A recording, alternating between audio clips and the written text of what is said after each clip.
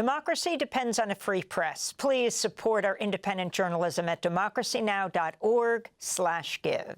This is Democracy Now!, democracynow.org. We go from Gaza to someone who was just in Gaza when we last spoke to him. Abubaker Abed is a 22-year-old journalist from Deir al-Balah.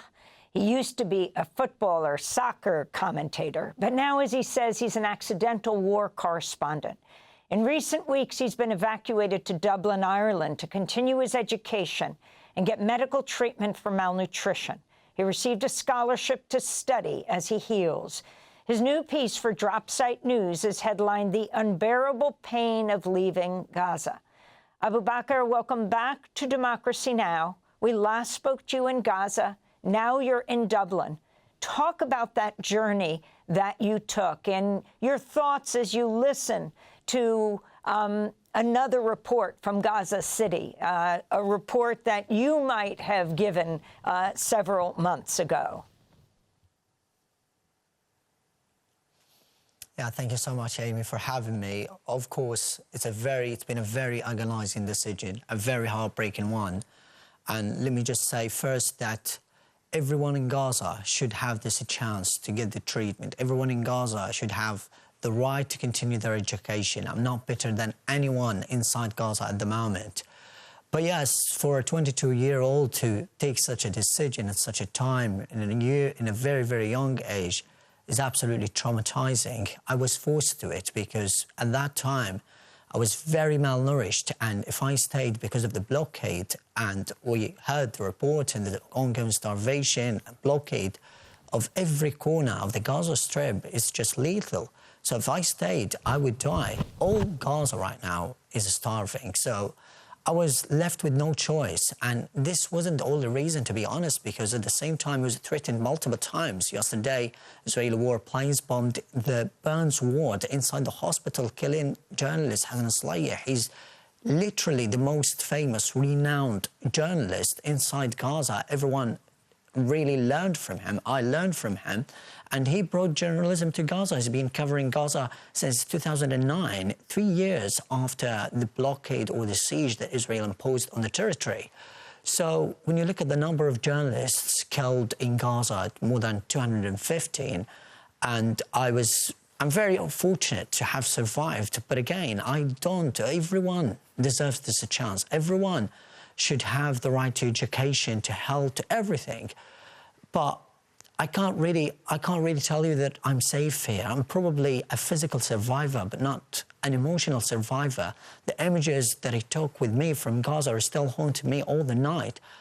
And I can tell you, like, over the past 3 weeks since arriving here, many nights I didn't sleep at all, because every beautiful place I visited here in Dublin or around Ireland, I had that secondary instant idea that this place would be bombed, and I would see it lying in ruins, even the home where I'm residing right now. So the trauma is relentless, and my whole family is still in Gaza, my friends, my colleagues, and all of them. I'm just thinking about them every single second, all day. And this shouldn't be the life of a 22-year-old. And I didn't want to make this decision. I wanted to stay. But when a son hears from his mom that telling him that he is going to harm his own family and harm her, your home country is no longer your home. You have to flee, you have to leave, because your mom thinks you are a danger, your family thinks you're a danger, and everyone felt that I was going to be the next target. And myself, I knew that I was going to be the next target. So when you're put under such circumstances, this is just an unfair word and filled with corruption that no one can really describe. So this is just a very traumatizing and agonizing decision, and I don't know what to say anymore. If you can talk about what it is like to watch the news outside about what's happening inside, and what is happening directly to your family inside now, though you have made it out, Abubaker? It's unfair, it's traumatizing, and I constantly live in fear just thinking about my family. I try to have some joy here, but it's painful joy. I don't have a taste of any food. I don't have a taste to the pure water that I drink right now. I remember the times when I was in Gaza, I was drinking contaminated water coming from the sewage, and it was really causing me a lot of pain. But right now, even when you think about it, that someone has been taken from hell to heaven, it's really hard to process. And, you know, I'm not there anymore. So if I don't know, but if anyone, like, for example, I should have been today with the other journalists mourning the death of our colleague, our brave colleague, Hassan Slayh, who was deliberately assassinated by Israel. And the killing spree continues to grow every single day towards journalists. So I should have been there, but I'm watching right now in silence, surrounded by fear, by fury, by wrath. I really want to do something, and I'm trying to do something from here, to try and tell the governments, tell the people that we need to do something, because this is not, this is not some sort of aberration. This is deliberate genocide, starvation by design, an act to try and wipe out the entire Gazan population, from the young to the elderly, because we've seen the systematic rage of entire families in Gaza. More than as it has been reported, more than 1,200 families have been wiped out. And 1 week before leaving Gaza, my aunt's family was bombed, and my cousin, who was 45 years old, her husband was killed, she was killed, and all of her 60 children. So all of the family was wiped out. Now, their memories, their home, everything about them is now erased because of Israel. So Israel continues bombing Palestinians. I'm praying every single day that a ceasefire would be achieved, an agreement would be hashed out, but I'm trying to do something from here, but I can't tell you anything. But I feel very guilty for the water that I drink, for the fresh food that I have, for the good medications. Even I'm taking right now gastro-resistant pills and paracetamols and just other multivitamins these are just simple medications that I should have had in Gaza. But right now I'm taking these simple medications that I was forced to get out just to continue my education and take these medications, very simple medications. So what is the objective that Israel is trying to achieve by blocking the entry of aid, food and medications into Gaza? This is just the peak of terrorism that Israel is doing, and the hell that Israel has inflicted upon Palestinians, particularly the children, given the fact that half of the population is the children.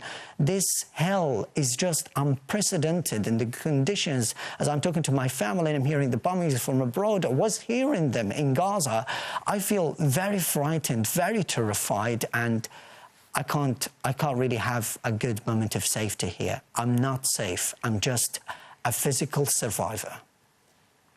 Finally, I'm speaking to you as President Trump is in his first major international trip. It's to Saudi Arabia, it's to United Arab Emirates, it's to Qatar. Qatar, which has been a country that is negotiating supposedly a deal between Hamas and Israel, of course, with U.S. involvement. What message do you have to these countries?